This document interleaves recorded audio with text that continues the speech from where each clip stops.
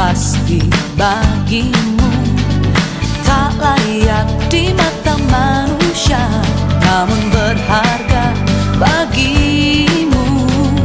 Tuhan yang menjamin hidupku ada di pihakku.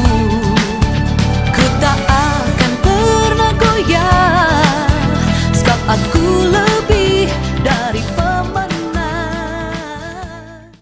Shalom saudara, berjumpa lagi hari ini di dalam renungan siang hari. Ya. Saudara, saya berharap setiap saudara dalam keadaan baik-baik, sehat, dan senantiasa di dalam damai sejahtera yang dari Tuhan Yesus. Nah, tema renungan siang hari ini saya akan sampaikan tentang true faith, iman yang benar, iman yang sejati. True faith. Kalau kita ngomong true faith berarti ada iman yang salah.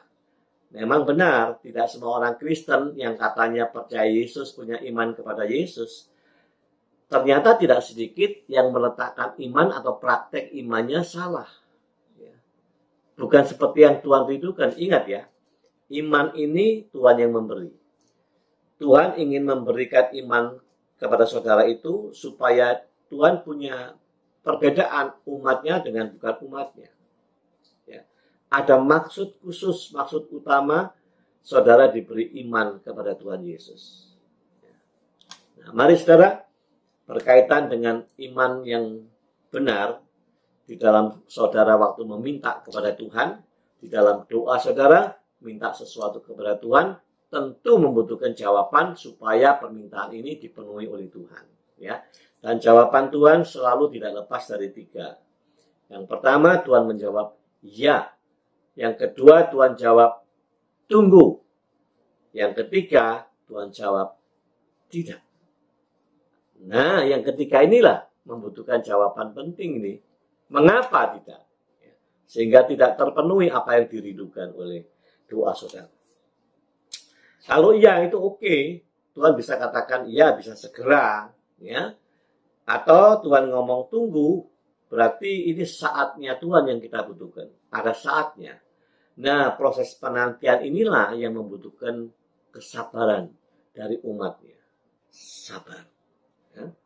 Yang ketiga, sudah dijawab. Jawab yang ketiga adalah jawabnya tidak. Ya. Artinya, apa yang kau impikan, kau minta, itu tidak dipenuhi Tuhan. Pertanyaanlah mengapa? Ya, jawabnya yang pertama, Tuhan kemungkinan punya yang lebih baik dari permintaan saudara. Yang kedua, ternyata tidak sekehendak, tidak seiring dengan kehendak Tuhan. Kehendakmu tidak sekehendak dengan kehendak Tuhan. Apa benar demikian? Jawabnya sangat benar. Karena itu mari kita cari tahu apa sih kehendak Tuhan itu. Kehendak Tuhan itu seperti apa? Saudara, mari kita pahami di Alkitab itu sudah terjawab. Ada orang-orang Kristen yang mengatakan sulit Pak, kehendak Tuhan itu yang mana? Ya. Jadi kalau kita bandingkan doa kita dengan kehendak Tuhan, susah. Sebab kita nggak tahu kehendak Tuhan. Salah. Kehendak Tuhan itu secara prinsip sudah dituangkan di dalam Alkitab. Ada 3 yang utama. Ya. Yang pertama, kehendak Tuhan itu supaya setiap orang itu memiliki rasa belas kasihan. Sebab Allah kasih, jadi kita itu harus ada kasih, belas kasihan kepada orang lain. Yang kedua, Tuhan rindu supaya setiap orang itu selalu menjaga kekudusan hidupnya. Kekudusan. Dan yang ketiga, Tuhan rindu bahwa setiap orang itu dibawa untuk percaya kepada anak, kepada Yesus Kristus. Kalau ini, bicara apa tujuannya? Untuk mendapatkan keselamatan. Saudara, mari satu persatu kita lihat ayatnya di mana sih? Tentang prinsip kehendak Tuhan ini. Yang pertama, sekali lagi, setiap orang supaya memiliki rasa belas kasihan. Kasih. Ya. Matius 9 ayat 13. Jadi pergilah dan pelajarilah arti firman ini. Yang ku kehendaki ialah belas kasihan dan bukan persembahan. Karena aku datang bukan untuk memanggil orang benar, melainkan orang berdosa. Matius 12 ayat 7. Jika memang kamu mengerti maksud firman ini, titik 2. Yang ku kehendaki ialah belas kasihan dan bukan persembahan. Tentu kamu tidak menghukum orang yang tidak bersalah. 2 kali diulang. Yang ku kehendaki ialah belas kasihan. Yang ku kehendaki ialah belas kasihan. Ya. Kedua prinsip apa? Setiap orang supaya menjaga kekudusan, yaitu pengudusanmu.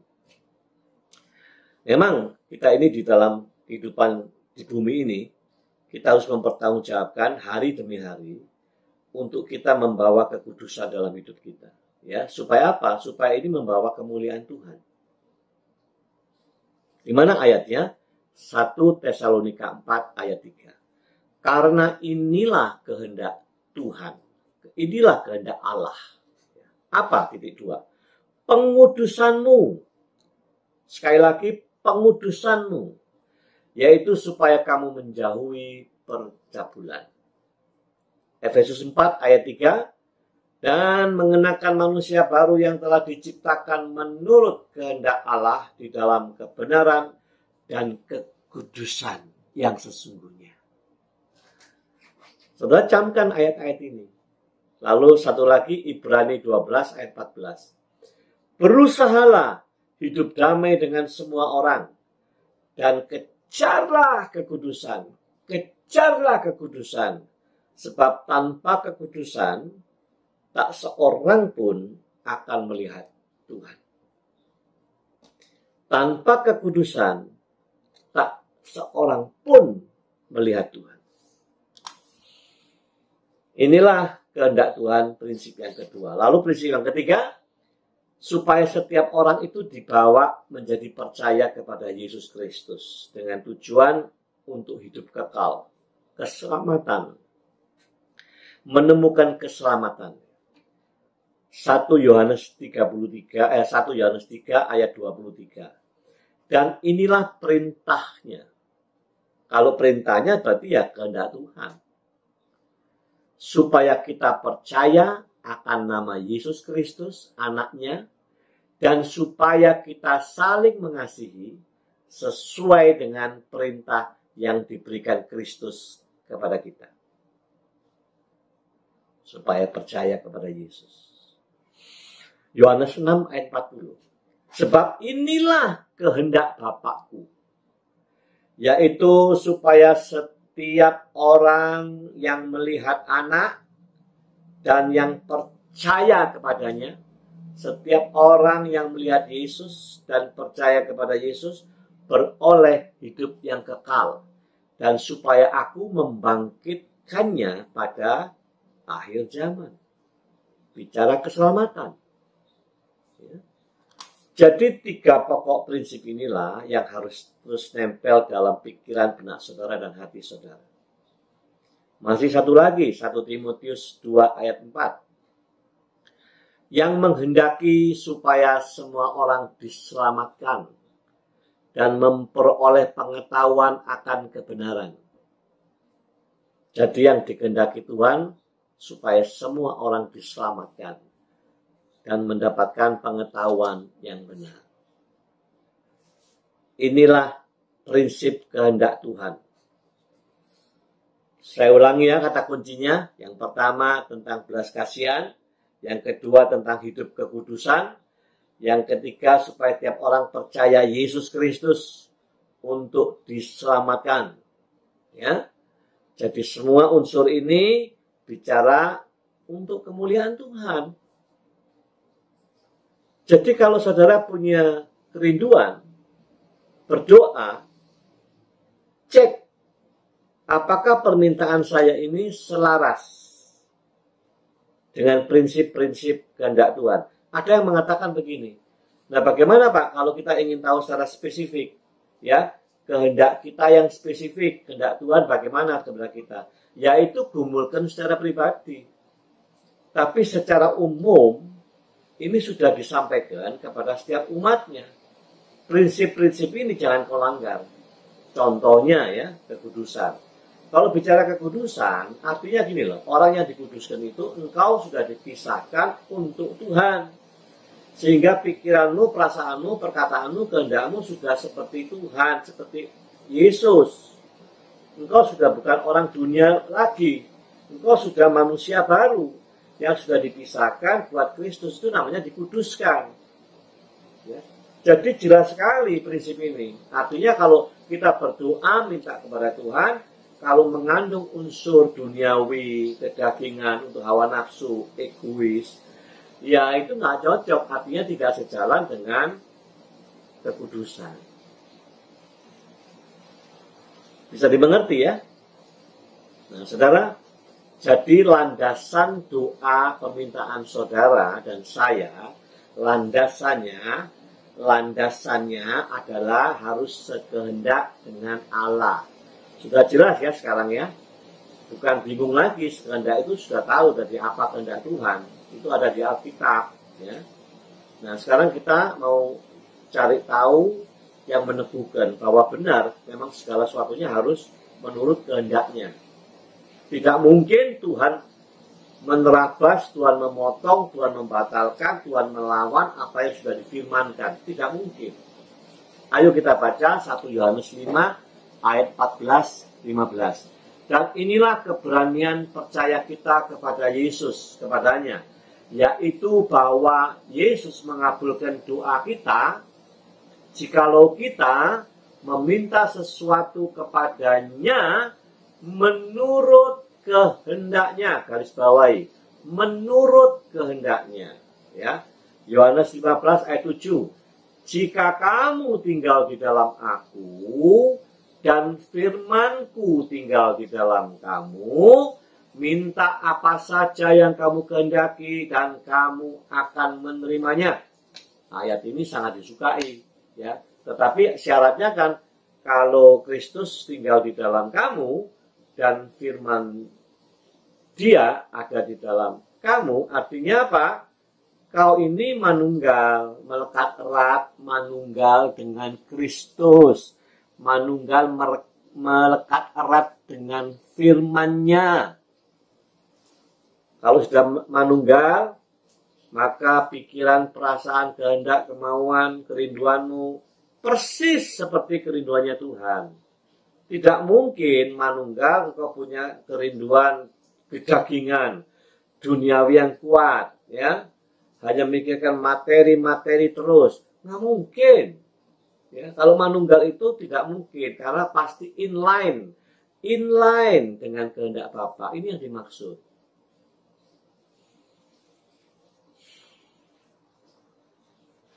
Kita buka lagi di dalam Perjanjian Lama, Yehezkiel 36 ayat 37. Bagaimana karakter, bagaimana kerinduan Bapa kepada umatnya? Apakah sama dengan yang Yesus bicara? Ya, demikian bunyinya. Beginilah firman Tuhan Allah. Titik 2. Dalam hal ini juga aku Allah, aku menginginkan.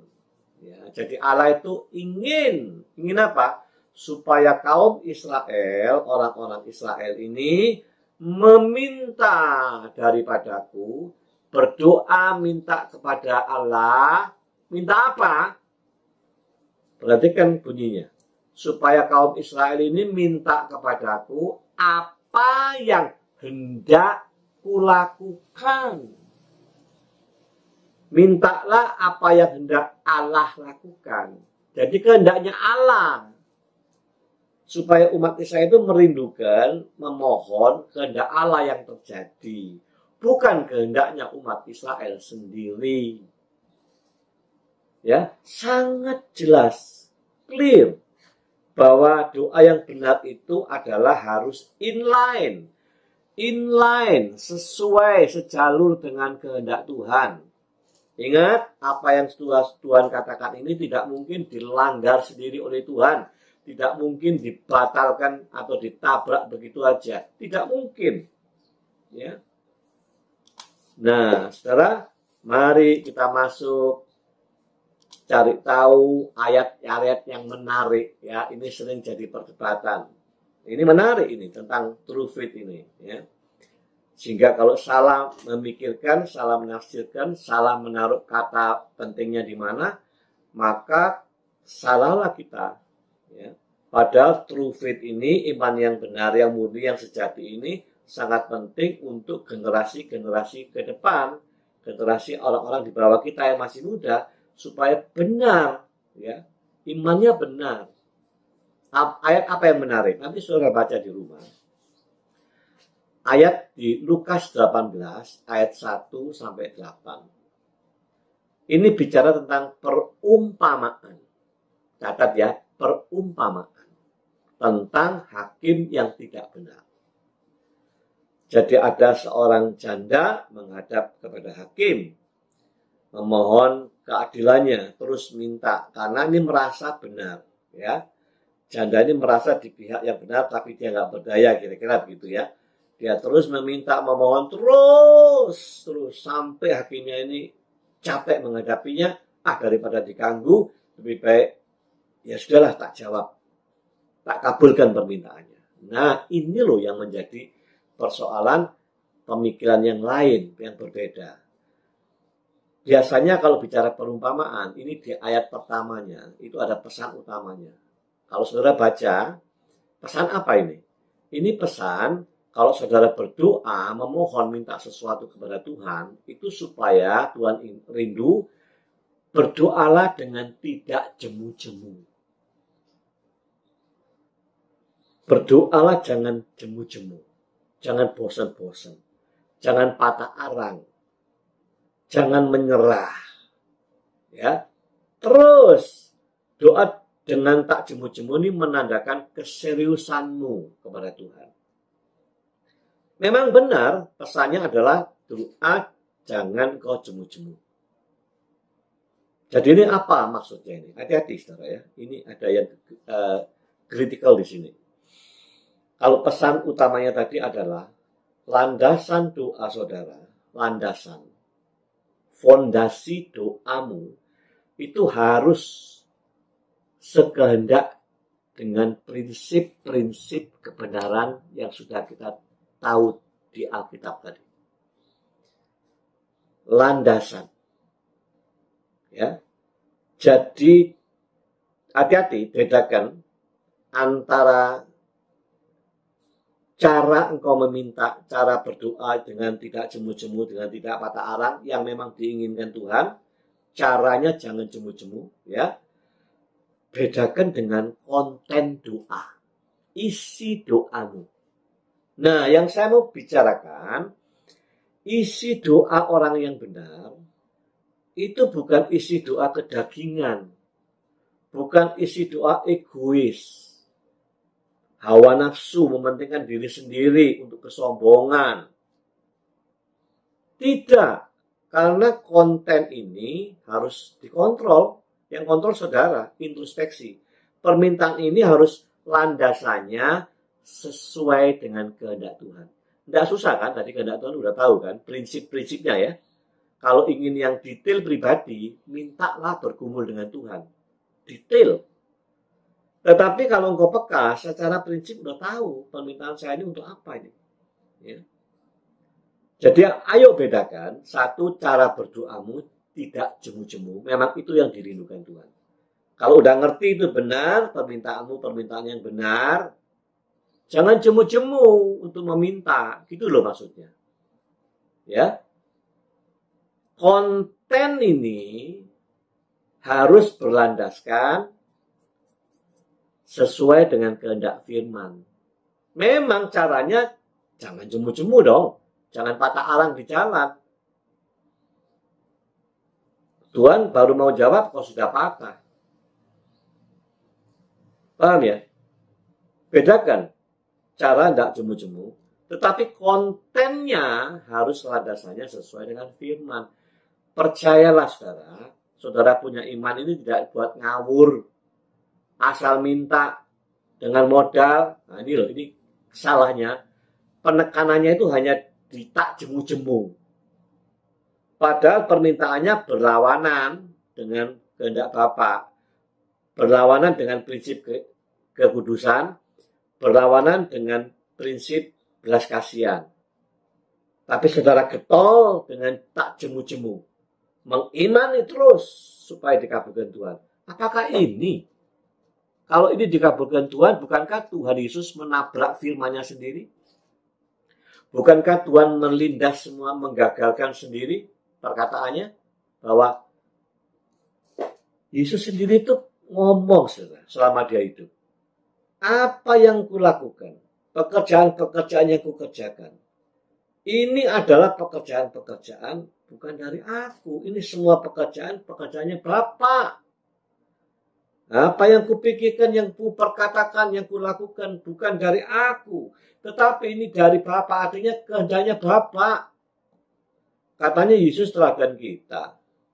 Tapi perkataan Yesus mengenai harus sesuai dengan kehendak Bapa, kehendak Tuhan, saudara tidak percaya. Saudara memakai hanya ayat ini dengan modal tak jemu-jemu. Permintaan apa saja, karena Tuhan itu kasihnya sempurna, dari permintaan apa saja pasti digenapi. Enggak, saudara. Ingat ya, manusia itu cenderung liar. Jiwa kita itu liar. Kalau semua keinginan hanya dengan modal tak jemu-jemu, Tuhan akan membuat umatnya jadi rusak. Enggak, ya. Maaf sekali lagi saya katakan, bedakan antara cara berdoa yang tidak jemu-jemu dengan konten doa, isi doa. Isi doa kalau berlawanan, berarti itu tidak sekehendak Bapa.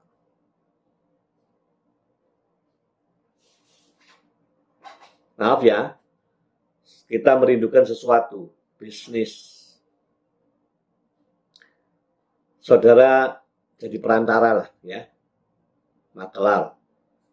Tapi maaf, ini bersentuhan dengan hukum, bersentuhan dengan barang terlarang. Lalu karena saudara modalnya tak jemu-jemu, yakin percaya, asal tak jemu-jemu pasti seperti hakim itu akan menyerah. Jadi seolah-olah Tuhan itu disetarakan dengan hakim di kisah tadi itu. Itu hakim yang tidak bisa disetarakan dengan Yesus. Itu hakim yang tidak mengenal Allah. Hakim yang tidak takut Allah. Ya, hati-hati, jangan mensejajarkan. Nah, kalau seperti itu permintaannya, berlawanan dengan kehendak Bapa, berlawanan dengan prinsip kasih, prinsip kekudusan, ya tentulah itu bukan kehendak Bapa. Tentulah berlawanan. Kalau Tuhan sampai mengabulkan yang model begini karena tak jemu-jemu, artinya Tuhan Yesus menabrak, menggilas, membatalkan firman-Nya sendiri. Paham ya? Saudara, jangan sampai kita ini salah ya tentang faith ini. True faith ya. Jadi saya ulang, satu, penekanannya jangan jemu-jemu. Itu memang anjuran perkataan benar. Ya, pesannya itu benar. Yang ayat kita baca barusan ini ya tentang hakim dan janda. Penekanannya jangan jemu-jemu itu benar adanya. Kedua, namun konten dari doa harus berlandaskan sesuai dengan kehendak Tuhan. Ingat prinsip kehendak Tuhan, saudara dan saya sudah baca, sudah lihat di Alkitab ada. Ya, prinsipnya itu bisa kita urai. Yang ketiga, tidak semua konten doa akan dipenuhi oleh Tuhan. Buktinya jawaban Tuhan, ya, tunggu, tidak. Kalau yang tidak ini biasanya tidak lepas, satu, berlawanan, bertentangan dengan kehendak Tuhan. Kedua, Tuhan ingin memberi yang lebih baik. Atau Tuhan ingin menghindarkan kau dari sesuatu yang merusak. Ya, jadi tidak semua konten doa Tuhan penuhi, walaupun kau tak jemu-jemu. Yang keempat, pesannya ini apa? Jangan memakai peristiwa ini dengan alasan free will, kehendak bebas. Lalu kita merasa layak berkenan dengan doa minta apa saja. Tidak. Ya. Tuhan tidak menghendaki engkau minta apa saja sampai menabrak firman-Nya Tuhan Yesus sendiri.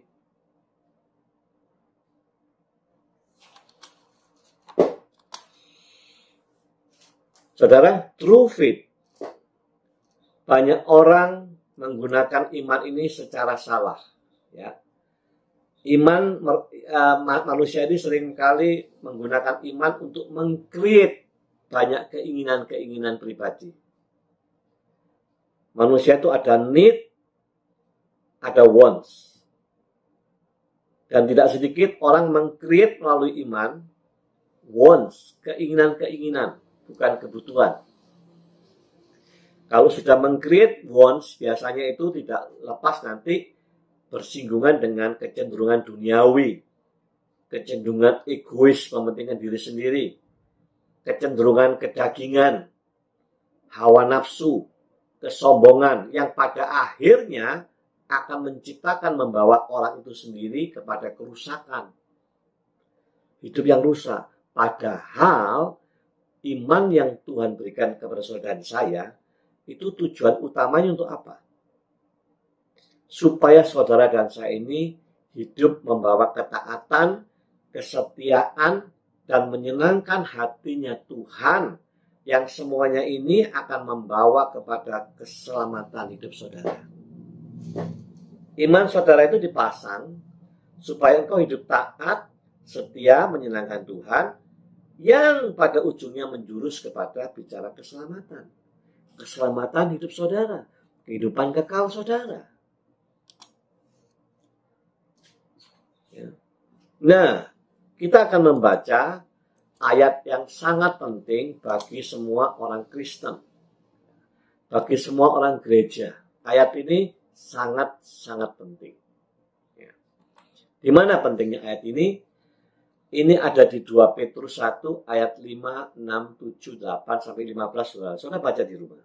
2 Petrus 1 ayat 5 sampai 15. Isi utamanya beginilah.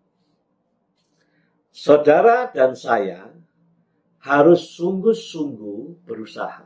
Jadi yang berusaha siapa? Kita. Saudara dan saya harus sungguh-sungguh berusaha. Berusaha untuk apa? Tambahkan imanmu. Tambahkan iman yang kita punya. Ini iman kepada Yesus itu. Tambahkan 1 kebajikan. Artinya apa? Kalau kau percaya imannya Yesus, buktikan dong harus ada kebajikan, perbuatan baik dalam dirimu. Gitu loh ya. Kedua, di dalam imanmu harus kau tambahkan, harus kau lahirkan pengetahuan. Jadi orang Kristen tidak boleh pengetahuannya sangat minim atau masa bodoh. Orang Kristen itu harus menggali kebenaran. Makanya disuruh baca, suruh merenungkan firman, suruh ibadah. Ya. Yang ketiga, supaya saudara dan saya yang imannya Yesus itu, kita ini punya penguasaan diri. Sangat aneh kalau jadi anak Tuhan, penguasaan dirinya nggak ada, atau semakin lama, semakin umur, semakin tua, semakin tidak punya penguasaan diri. Itu aneh. Ini diminta untuk diperjuangkan. Kuat tidak kita berjuang sendiri? Tidak kuat, tapi beruntunglah Roh Kudus ada bersama saudara dan saya. Dia yang menolong, siap menolong saudara. Ya. Penguasaan diri. Yang keempat apa? Jadi anak Tuhan yang beriman Yesus ini supaya lahir dalam dirimu ini menjadi orang yang tidak gampang patah arang, yang angin-anginan, enggak, tapi tekun. Ya. Orang Kristen itu, anak Tuhan itu tekun hidupnya, konsisten, tekun, ya, terus begitu. Yang kelima, siapa yang beriman Yesus harus lahir, harus kau tambahkan dalam imanmu itu ada bukti praktek apa? Hidup yang saleh. Nah, kesalehan ini di dalam yang tahu Yesus. Roh Kudus mengenal dalam diri saudara. Pasangan kita, orang dekat kita tahu, kebajikan tahu, merasakan. Tapi kesalehan belum tentu. Saleh itu hati yang takut Tuhan. Hati yang hormat kepada Tuhan. Ada rasa sungkan, enggan kalau mau berbuat salah kepada Tuhan. Yang menghormati Tuhan. Hati yang selalu membawa kemuliaan Tuhan di sini. Ya. Nah, ini kesalehan. Yang keenam, iman yang percaya Yesus itu, tambahkan dong dalam imanmu itu, praktekkan, buktikan. Apa? Kasih antar saudara-saudara. kasih kepada saudara seiman. Cukup di situ? Enggak, yang terakhir yang ketujuh. Iman saudara harus kau nyatakan kasih kepada semua orang, semua bangsa, semua suku, semua agama, siapapun. Ciptaan Tuhan ini harus kau kasihi. Apabila hal-hal ini memenuhi hidup saudara, iman saudara, ya. Kalau ini memenuhi hidup saudara, maka firman katakan, nanti kau baca ya ayat ini. Engkau akan hidup penuh gairah, penuh semangat, antusias, entheos. Di dalam ada Allah. Allah ada di dalam kamu. Ya. Terus dijanjikan kalau engkau melimpah hal seperti ini, ya, yang 1, 2, 3 sampai 7 itu, engkau disebut orang yang sukses mengenal Kristus. Ini kata pentingnya ini. Sebab orang Kristen itu tidak cukup hanya tahu tentang Kristus, tetapi mengenal Kristus. Orang-orang yang senior jadi Kristen, belum tentu dia kenal Kristus, tapi dia tahu banyak tentang Kristus, tapi belum tentu kenal Kristus. Ya. Cara kenal Kristus apa? Praktekkan imanmu lahir perkara-perkara ini. Engkau mengenal Kristus. Lalu ada perkataan dijanjikan juga orang yang penuh limpahan seperti ini, ya, engkau di masa depanmu tidak akan tersandung, tidak akan tersandung dalam perkara ini, perkara ini, perkara ini. Korupsi, percabulan, perselingkuhan. Kau tidak akan jatuh perkara itu. Sebab apa? Imanmu kau buktikan lahir dari 7 hal itu. Dan yang terakhir, yang paling penting dari semua hal orang Kristen, yang paling penting tujuannya adalah satu-satunya ini. Orang yang melahirkan 7 perkara itu dalam imannya, engkau yang disebut berhasil mengenal Kristus, ada upahnya, upah yang terakhir ini, maka engkau berhak, engkau punya hak untuk masuk dalam kerajaan surga, kerajaan Allah. Bukankah itu yang dirindukan setiap orang percaya? Tidak ada yang lebih penting daripada itu. Mencapai hidup bersama Kristus. Keselamatan. That is true faith. Ternyata tidak semua orang punya iman yang benar seperti itu. Sekali lagi saudara, lepaskan bahwa iman saudara bukan iman yang untuk suka-suka kemauan saudara. Bukan. Sangat mulia maksud Tuhan memberikan iman percaya saudara itu. Saya berharap lewat penjelasan true faith ini saudara paham, tidak salah. Amin. Sampai jumpa minggu depan dengan tema yang berbeda. Tuhan memberkati semua saudara. God bless you.